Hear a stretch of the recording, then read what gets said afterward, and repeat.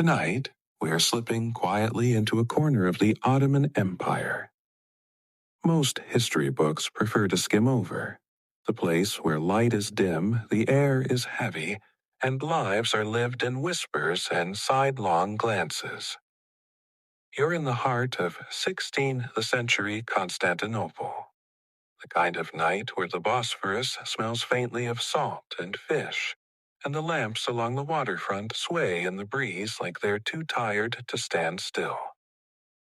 We're not headed toward the grand palaces or the crowded spice bazaars.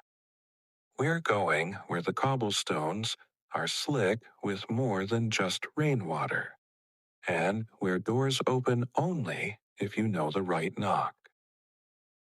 It's here, tucked behind a row of crumbling stone walls, that the women of the night wait, and not the romanticized, perfumed creatures the old poems might have promised, but tired, sharp-eyed women who know the weight of coin, the sound of trouble, and how to survive another sunrise.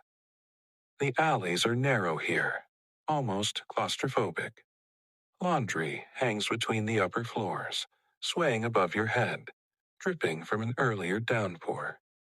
You step around a stray cat, the kind with one torn ear, its eyes glinting like lanterns. A faint music drifts out from somewhere, not the lively tunes of a public tavern, but a slow, almost mournful melody played on a ney flute.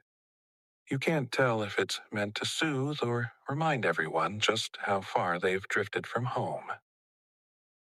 You pass a man slouched against a wall, pretending to be asleep. He's not. His hand is on a short dagger tucked into his belt. And then you see it a plain wooden door, worn smooth where countless hands have pushed it open. No sign, no decoration, just a faint reddish glow seeping out from the cracks, and the smell.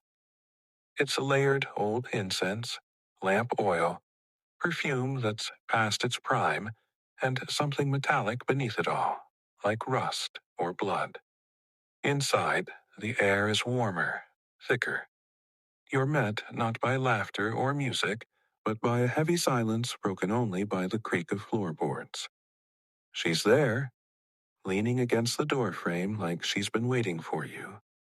Not in a welcoming way, more in the way a cat watches an unfamiliar animal in its territory. Her name, at least the one she gives tonight, is Yasemin. Maybe it's real, maybe not. In this part of the city, names are like silk scarves, easy to change depending on who's watching. Yasemin's face isn't the powdered, painted mask you'd expect from courtly women. Her kohl is smudged, and there's a faint stain of pomegranate juice on her fingertips. She wears a silk wrap, but it's frayed at the edges. The glamour is thin here enough to lure in the lonely, never enough to fool the women themselves. "Come," she says, with the soft impatience of someone who's said it too many times before. Her voice is low, but the edges of it are rough, like someone who's smoked too much or laughed too hard in places where laughter costs you. You step into the main room, where the ceiling beams hang low and the lamps burn with that flickering, uneven light that makes everything feel half-dreamt. A few other women are sitting on cushions along the wall. They're not working right now. They're talking in quick, clipped Turkish, exchanging stories the way soldiers might share battlefield tactics. One is picking through her hair with a bone comb. Another is darning a tear in her stocking. They glance up at you not in curiosity, but calculation. You can feel the weight of being sized up, placed into a category, measured against the dozens of other strangers who've come through. Yasemin explains the rules without actually explaining them the way all such places operate. Payment first, no promises. If the men are drunk, keep the breakables out of reach. And there are always breakables. Thin glass cups for sweet tea, brass oil lamps, a small porcelain bowl that has survived more than it should. She says this last one was a gift from a sailor who claimed it came all the way from Guangzhou, though no one believes him. It's not a glamorous life. The coins clink into a locked box near the front door, and by morning, much of it will be gone spent on lamp oil, stale bread, or given as bribes to keep the neighbors from complaining. And then there's the risk.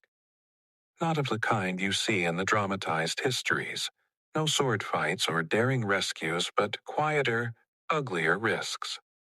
Sickness that sweeps through the house. A violent client who knows no one will arrest him. The constant threat of debt. But as Yasemin sits beside you and pours tea into tiny tulip-shaped glasses, you realize something. Survival here isn't just about the body. It's about keeping your mind from becoming another locked room you never open again. The tea is sweet, almost too sweet. The kind that leaves a sticky feeling on your tongue. Yasemin cradles her glass with both hands, letting the warmth soak into her fingers. She doesn't drink it fast. In this house, nothing is rushed unless it has to be. Somewhere outside, a cart rattles past on cobblestones, its wheels squeaking with every turn. The sound drifts in through the open window, mingling with the smell of frying sardines from a street vendor 2 doors down. The air in here is heavy, but it's not unpleasant, scented with crushed rose petals, a hint of sandalwood smoke, and that unmistakable aroma of oil lamps burning low. Yasemin talks. Not about herself, never about herself, but about the market. She tells you the spice prices have gone up because a merchant ship was delayed in Alexandria. She says a fight broke out over saffron between 2 stallholders, both claiming the other's stock was dyed with marigold to stretch the profit. She leans in to share the week's most ridiculous rumor, that the Sultan's newest concubine refuses to eat figs because someone once told her they were bad luck. This is how news travels here, not in official decrees, but in whispers over tea, passed from one set of lips to another until it changes its shape entirely. If you stepped back outside now, you'd see the city's other rhythm. Bakers lighting their ovens for the first bread of the morning. Watchmen patrolling with their wooden rattles, a clacking sound meant to scare off thieves. A pair of drunk sailors arguing about whether the moon looks bigger over the Aegean or here. Cats? Always cats, slipping in and out of doorways, their paws silent, their eyes reflecting whatever light they catch. Yasemin pretends the house is hers. Not in any legal sense, of course not, but in the way she controls the little things. Who sits where when the lamps are lit. How the curtains fall just enough to hide the cracks in the wall. She keeps a small ledger in the corner, its pages filled with neat, looping script. You get the feeling she's tracking more than just money. Perhaps debts, perhaps favors owed. In this city, favors are often worth more than gold. She says that in her line of work, you can't stop the tide, men will come and go, rules will shift, fortunes will rise and crumble. But you can at least decide which doors stay open and which stay locked. By the time the last client leaves, the lamps are nearly out. The house sighs in its own way, as if relieved to rest. Yasemin stretches, slips off her silk wrap, and replaces it with a plain cotton robe. She doesn't look at you, as she says. It's quieter now. You can stay until morning if you want. The city outside is already softening into dawn, and somewhere in the harbor, a muezzin's call begins to rise, slow and steady, carrying through the mist. The morning here doesn't explode into life the way it does in some places. It seeps in, slowly. The light filters through the latticed wooden screens, mashrabia casting patterned shadows on the floor. Yasemin wraps her robe tighter and opens the door just enough to step outside. The street is narrow, more like an alley, lined with wooden houses leaning toward each other as if in quiet conversation. Above, laundry hangs between windows, swaying in the breeze. The scent of baking simit drifts down from the bakery. At the corner rings of bread coated in sesame seeds, stacked high on a wooden board. In Ottoman cities, bread wasn't just food. It was a measure of stability. The price of flour was watched more closely than the stars. Bakers had to be careful too much profit, and the authorities might accuse them of cheating. Too little, and they couldn't survive. Bread sellers carried their stock on wooden trays balanced on their heads, walking through the streets calling out, "Simit, simit," in long melodic tones that could be heard half a street away.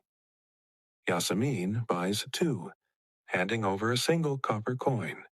She tucks them into her robe's pocket, careful not to crush them. At the corner, there's a public fountain built into the wall, carved with curling calligraphy and floral designs. Water trickles into a basin, catching the morning light in quick, glittering flashes. A boy with a wooden bucket waits his turn behind an elderly man filling a brass ewer. In the Ottoman world, water wasn't only for drinking. It was for washing before prayer, for cooling the air in summer, for showing a kind of quiet generosity. Most fountains were built as acts of charity. Yasemin dips her hands into the basin, letting the coolness run between her fingers.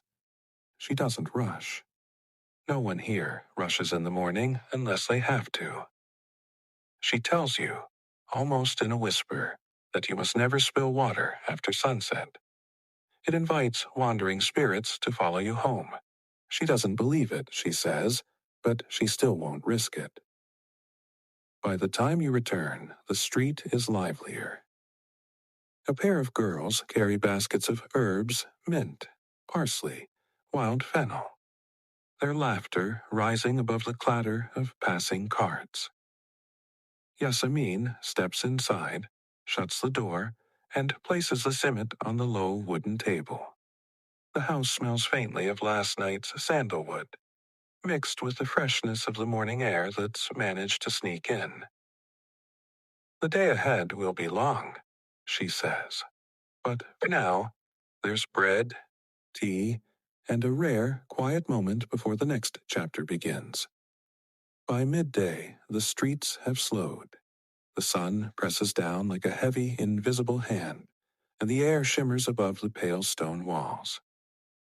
Inside Yasemin's small house, the shutters are drawn halfway. Enough light to see by, but not so much that the heat pours in unchecked. The air smells faintly of mint tea and the beeswax used to polish the wooden chest in the corner. Outside, you can hear the distant rumble of a cart's wooden wheels on cobblestone, the call of a fruit seller somewhere down the street. Nar, pomegranates, their skins the deep red of old velvet. Today, Yasemin decides to go to the bathhouse. Not the grand, marble-domed ones where merchants and officials go to show off their wealth. No, this is the women's hammam, tucked behind a row of bakeries, where the doorway is small and unassuming, and the stone steps lead down instead of up. Inside, the air is thick with steam, scented with olive oil soap and rose water. Women sit on low stools, combing each other's hair, the sound of water splashing against tile echoing gently in the high, domed ceiling. It's more than a place to bathe. It's where gossip moves faster than the water in the central fountain. stories flow here about marriages arranged, debts unpaid, promises broken. In Ottoman cities, the bathhouse was one of the few places where women could gather without the watchful eyes of men. It was a sanctuary, but also an information hub. If you wanted to know which trader had cheated his partner, or which neighbor had a son returning from sea, you could hear it here between rinses of soap and pours of hot water.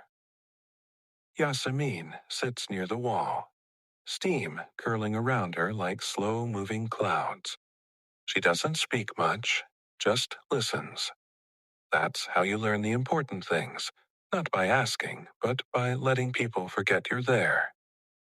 Afterward, she walks the long way home, passing through the covered bazaar. The air inside is cooler, shaded by arched ceilings, painted in faded colors. The stalls smell of leather, dried figs, and spices cinnamon, cumin, cardamom. A jeweler polishes silver bracelets in the dim light. A fabric seller folds bolts of silk in colors so rich they look like they've stolen the last light of sunset. Somewhere, a money changer's abacus clicks softly as he counts coins. But Yasemin doesn't stop for long.